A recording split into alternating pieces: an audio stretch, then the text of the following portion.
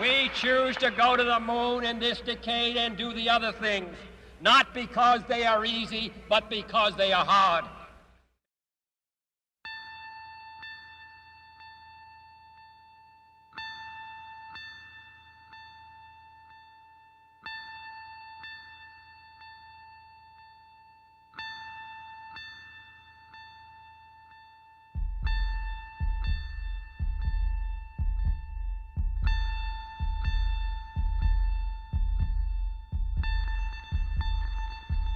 We had an expansive run in the 60s and the 70s.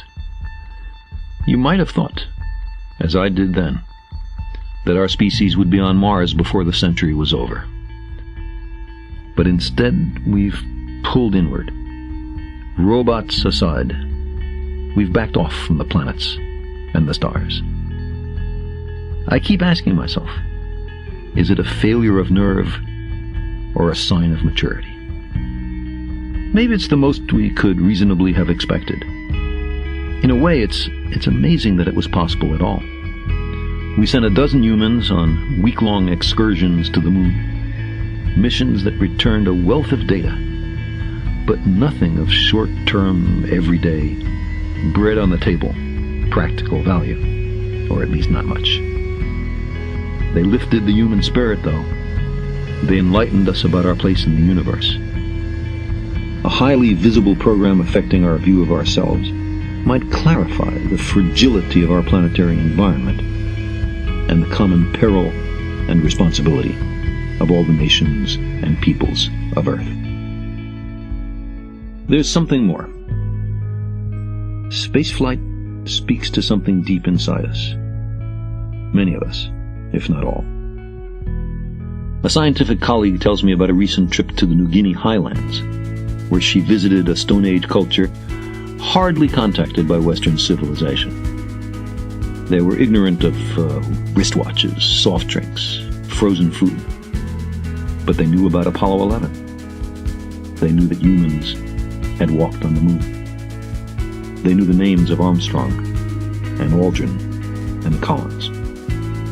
They wanted to know who was visiting the moon these days.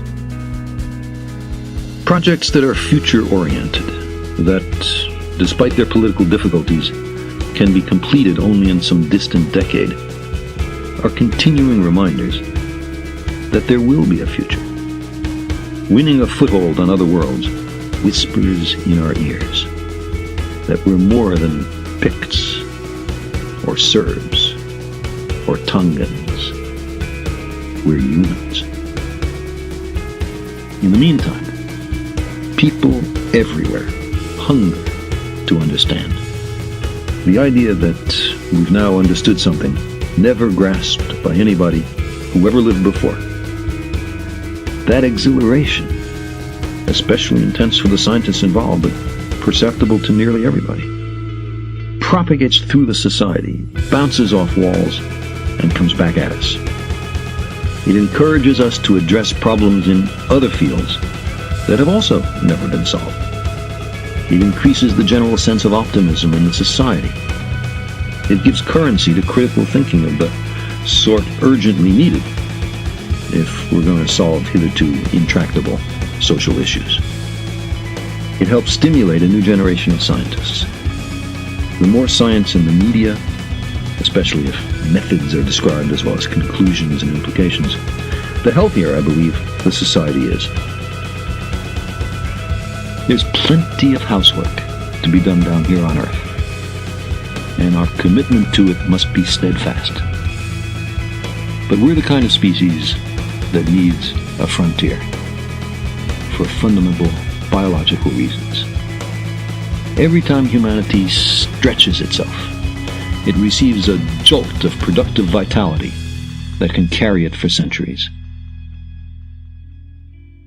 Yuri Romanenko, on returning to Earth after what was then the longest spaceflight in history, said, quote, "The cosmos is a magnet. Once you've been there, all you can think of is how to get back."